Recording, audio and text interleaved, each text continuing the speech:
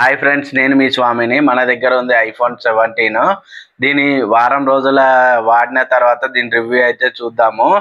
అందులో ముందుగా దీని ప్రోస్ ఏంది, కాన్స్ ఏంది, ఇది 83,000 మనకు వర్తా కాదా అనేది, ఏమేమి ఆఫర్ చేస్తుంది ఫస్ట్ చూసిన తర్వాత దీని రివ్యూకి అయితే వెళ్ళిపోదాము.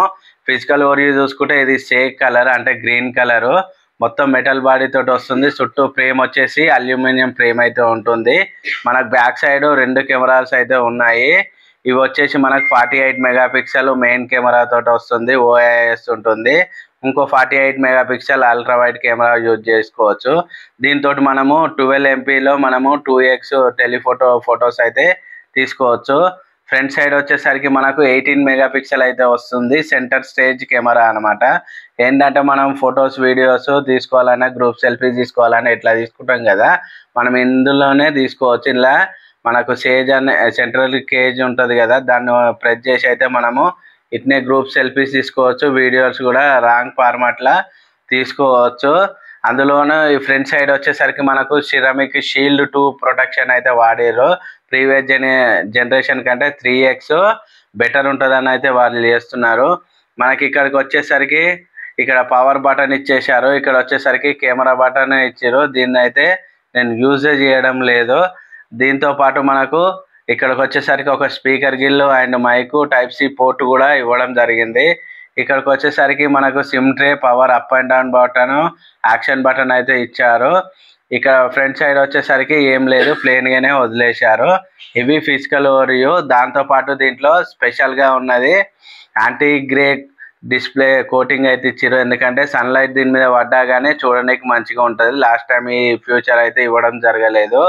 అందులోనూ బేస్ మోడల్ వచ్చేసరికి 256 వేరియంట్ తోటి వస్తున్నాయి. 17 సిరీస్ మొత్తం కూడా చాలా మంచి విషయము.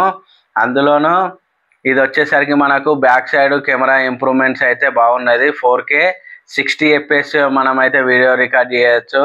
మనకు సినిమాటిక్లో కానీ, నార్మల్ వీడియో షూట్లో కానీ 4K 60 FPS వరకు అయితే ఫ్రంట్ అండ్ బ్యాక్లో యూజ్ చేయొచ్చు. ఒకవేళ మీరు స్లో మోషన్ వీడియోలు తీసుకోవాలంటే 1080p 24, 30, 60 FPSలో కూడా మీరు అయితే రికార్డింగ్ చేసుకునే అవకాశం అయితే ఉన్నాయి.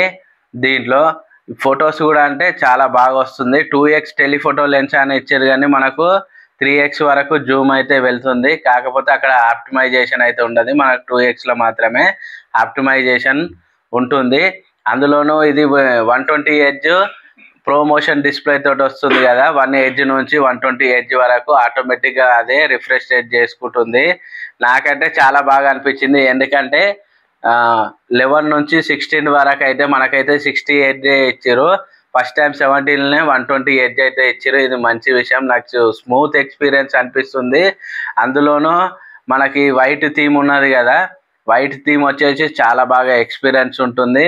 మనం ఏదైనా నోటిఫికేషన్లు వచ్చినా ఏది వచ్చినా కానీ మనకి ఇక్కడ చూడడానికి అయితే చాలా బాగా అనిపిస్తుంది. ఎందుకంటే ఇట్లా బబుల్ అయితే మనకైతే ఇట్లా బ్రైట్నెస్ ఉంటే మంచిగా అనిపిస్తుంది. ఇట్లా చేస్తున్నా కొద్దే స్పీడ్గా ఉంది, స్మూత్గా ఉంది, చాలా బాగా ఎక్స్పీరియన్స్ ఉంది. గేమ్స్ అయితే ఇంతవరకు అయితే వాడలేదు.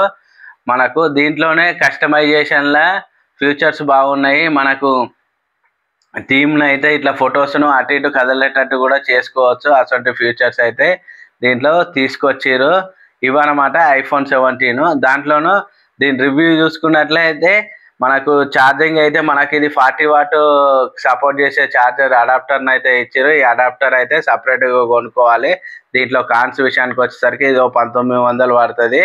దాంతోపాటు ఇది టైప్ 2.0 తోటి వస్తుంది. మీకు స్పీడ్ అనేది చాలా డాటా ట్రాన్స్ఫర్ చేసేటప్పుడు స్పీడ్ అనేది కొద్దిగా తగ్గుతుంది.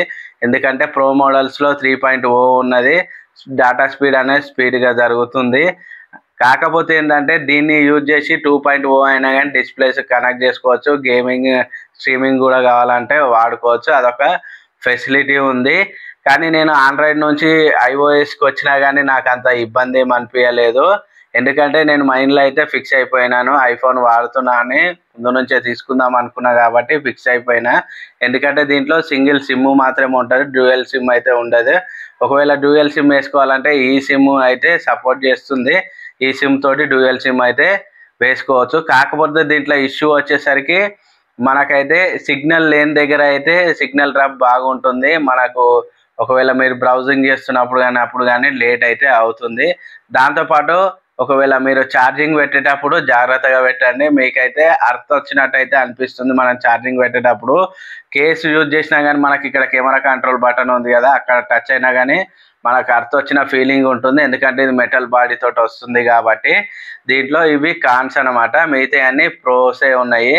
వీడియోగ్రఫీకి మాత్రం హైలైట్ అనిపిస్తుంది. ఎందుకంటే నేనైతే చాలా మంచి ఎక్స్పీరియన్స్ చేసినాను. కెమెరాలో తీసిన ఫీలింగ్ అయితే నాకైతే వచ్చింది మిగతా ఫోన్తో చూస్తే. ఇది అన్నమాట నా యూజర్ ఎక్స్పీరియన్స్ అండ్ వారం రోజుల quick review. Thank you. Please like చేయండి. విఆర్ఎస్ తెలుగు టెక్ యూట్యూబ్ ఛానల్ని సబ్స్క్రైబ్ చేయండి. Thank you friends.